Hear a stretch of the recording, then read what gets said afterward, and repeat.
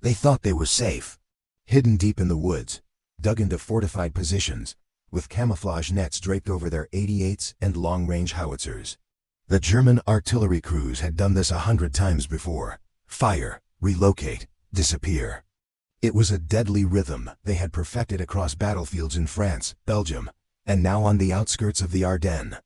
But something was different this time. It wasn't the terrain. It wasn't the range, it was the response. Because just moments after they unleashed their opening barrage on the American line, the earth beneath them started to scream. It started with a whistling sound, sharp, unnatural, cutting through the cold December air. One crewman shouted, another dove for cover, but it was already too late. The first American counter-battery round slammed into the tree line, just a few yards from their command post. Dirt and metal ripped skyward. Seconds later, another shell followed. Then another. One crew, seconds ago sipping soup in a makeshift trench, vanished into smoke. And just like that, the myth of German artillery superiority began to crack. This wasn't luck. It wasn't coincidence. It was precision. It was terrifying. It was American counter-battery fire.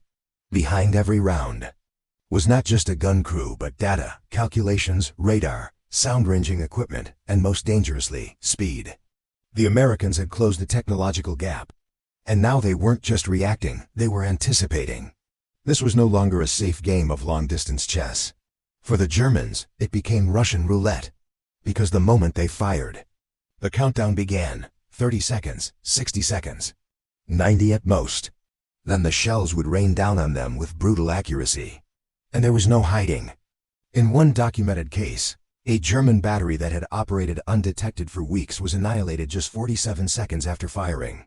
The Americans had deployed SCR-584 radar, advanced sound-ranging units, and fast reaction fire commands that bypassed traditional delays. The result? A devastating loop. Fire, locate, destroy, repeat. German gunners, once confident and methodical, now flinched with every order. Morale plummeted. Some crews refused to stay in fixed positions for longer than 5 minutes. Others abandoned their guns entirely during engagements. Fear was no longer a distant possibility, it was a guaranteed outcome. And the terror wasn't just about the explosions. It was what followed. The howling scream of incoming shells, the eerie silence after the strike, and the sickening realization that their positions had been perfectly triangulated.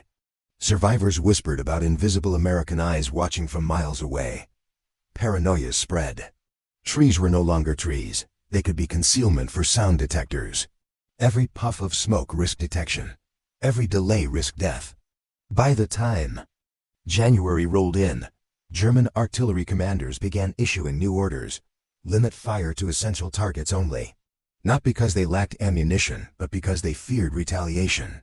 The hunter had become the hunted.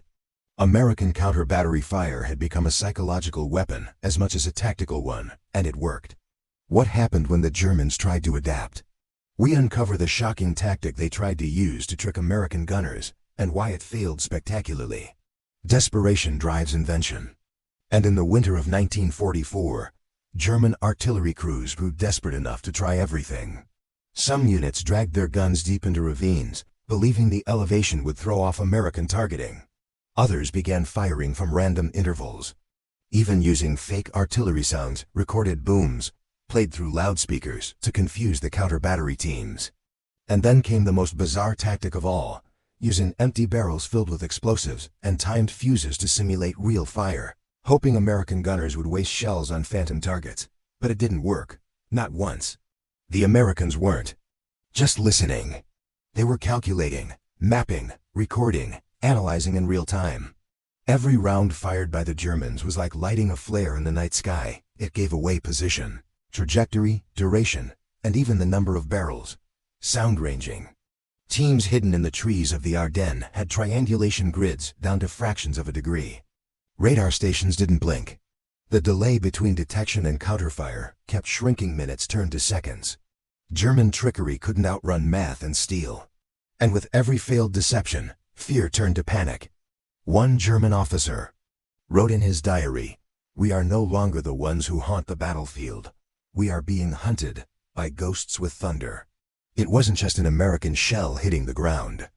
It was the humiliation of realizing your position, your pride, meant nothing against this new form of warfare.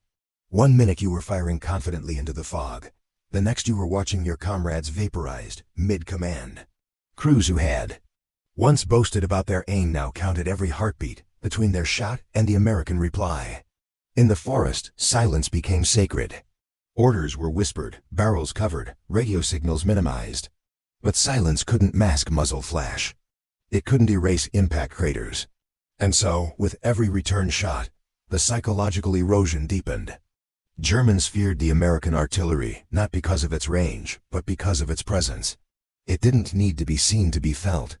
And that more than any rifle or tank broke the back of confidence in the Wehrmacht's artillery ranks. In fact, it reached a point where some German commanders refused to set up near roads or clearings places.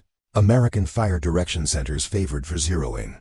Units that had once been the backbone of Blitzkrieg became ghosts themselves, hiding from an enemy they couldn't see but always heard.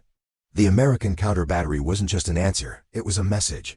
A statement: you fire, and we will find you. And they did. Across Belgium, France, and into the German heartland, this relentless pressure helped tilt the artillery war. Not with overwhelming numbers, but with speed, intelligence, and ruthless efficiency. It turned veteran gunners into frightened men, erased once trusted strategies, and reshaped battlefield doctrine. It was war reduced to equations, and for the Germans, every variable pointed to loss. And here's the question historians still debate: was this the beginning of modern precision warfare? Or just the moment when fear finally outpaced firepower? Drop your thoughts below, and don't forget to like and subscribe for more untold stories from the front lines.